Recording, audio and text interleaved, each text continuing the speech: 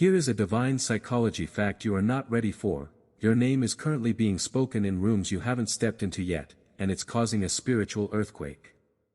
Stop everything you're doing, because heaven has just interrupted your timeline. This isn't a coincidence, it is a divine appointment. The Lord has orchestrated this exact moment because something sacred has been whispered in the unseen, and your spirit has been sensing the tremors for weeks. You felt the weight on your chest. You felt the sudden shifts in atmosphere. Today, we are pulling back the veil on the two voices that have been trying to shape your destiny behind your back. Most people are blind to the spiritual politics of their own lives, but you are about to see exactly why the enemy is terrified of the connection you've been praying for. Psychologists call this social influence and perception bias, but in the kingdom, we call it spiritual interference. There is someone your heart keeps returning to, someone your soul still clings to, even when the silence stretches for miles. You've wondered why they suddenly went cold. You've questioned your own worth, your intuition, and your prayers. But what your heart has quietly sensed all along, the Spirit now confirms: this connection is being surrounded by two unseen human voices, two friends close to the one you love, who are acting as unofficial gatekeepers to their heart. One voice sees the truth of who you are, and the other fears it. These voices are not neutral, they carry seeds. And for months, these seeds have been planted in the mind of the one you love, shaping how they perceive you when you aren't around. This is the psychological battleground of the chosen one. Because you carry a light that is undeniable, you become a topic of conversation in high-stakes places. You were never meant to hear their judgments until now, but God is lifting the veil because He will not let you walk in the dark for another second. But here is where it gets even more serious, and this is the part where most people stop watching because they'd rather stay in the comfort of their confusion. Most people stop here and assume that if a door is closed, it's because God closed it. That is the biggest mistake you can make. Sometimes, the door isn't closed by God, it's being blocked by the influence of man.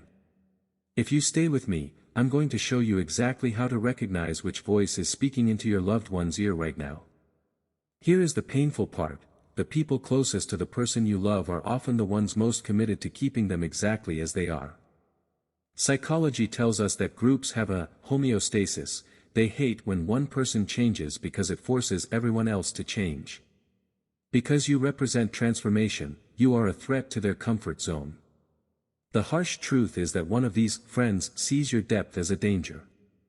They label you as mysterious or intense or even manipulative, not because you are, but because they cannot comprehend what they cannot control. To the limited mind, anything divine looks like a threat.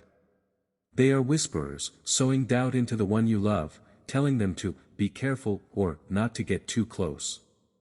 They are using protection as a mask for control. You've been faithful, you've been kind, and you've been authentic, and ironically, those are the exact traits that are being used against you in secret. You are being judged for the very light that God gave you to shine. You've been feeling the energy shift, haven't you? The back and forth, the emotional distance followed by moments of sudden clarity. You thought you were going crazy, but you were actually discerning a spiritual tug-of-war. But this next part is the reason why the enemy is losing the battle for their mind. This happens because your spirit has finally reached a threshold of impact. You see, you aren't just someone they know. You are a soul carrying a presence so potent that it has reshaped the emotional landscape of their heart. The first friend, the witness of light, this person has been quietly watching. They've seen the way your name makes the person you love soften. They've seen the peace that washes over them when you are mentioned. This friend has come to a quiet, psychological conclusion: you are good for them.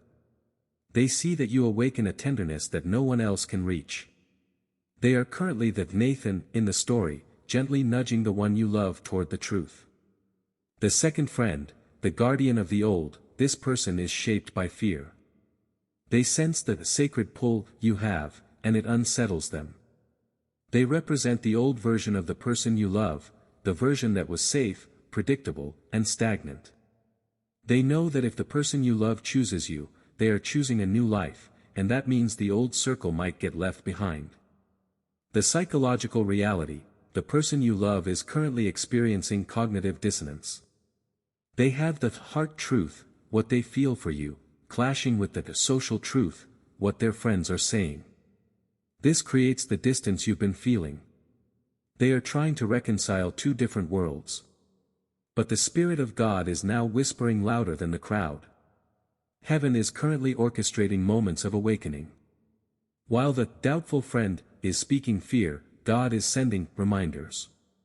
A song, a shared memory, a sudden heavy feeling in their chest. God is using the very silence you've been suffering through to let their heart speak for itself. If that hit you, good. It means you needed it.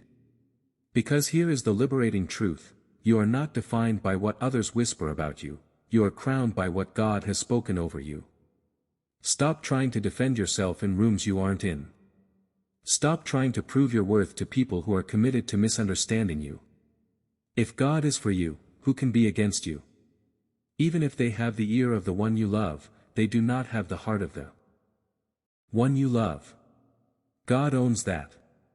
If you want to break this cycle and step into the clarity God is providing, you must activate the postures of the vindicated habit. Step 1: the holy silence. Stop chasing. When you chase, you validate the fearful friend's narrative that you are too much or unstable.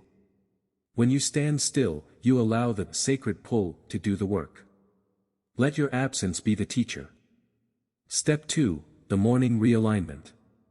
Every morning, take 5 minutes before the world gets loud. Place your hand on your heart and declare, "My value is not up for debate. I am hidden in Christ, and my connections are protected by the Most High." You are resetting your spiritual radar so you don't pick up on other people's anxiety. Step 3: bless the misunderstanding. This is the hardest part. Pray for the friend who doubts you. Not a prayer of judgment, but a prayer that their eyes would be open to the sacred. When you bless those who misjudge you, you move from a place of a victim to a place of authority. You are teaching the spiritual realm that you are mature enough to handle the promotion that is coming. Clarity is coming. The person you love is beginning to defend your name in places where you cannot speak. They are correcting the misunderstandings. They are explaining your heart to the skeptics. And when someone starts explaining you, it means you've taken root in their spirit. Most people will ignore this and continue to obsess over what they think and why it isn't working yet. They will stay in the cycle of suspicion and drama, and they will stay exactly where they are. Don't be most people. You are a chosen one. You are a masterpiece, not a mystery to be feared. Your story isn't over. It's just getting to the part where the confusion lifts and the divine clarity takes its place. The truth is rising, and no amount of fear can hold it back. Walk like someone who knows the king has already ruled in your favor. The realm has adjusted. Now, it's time for you.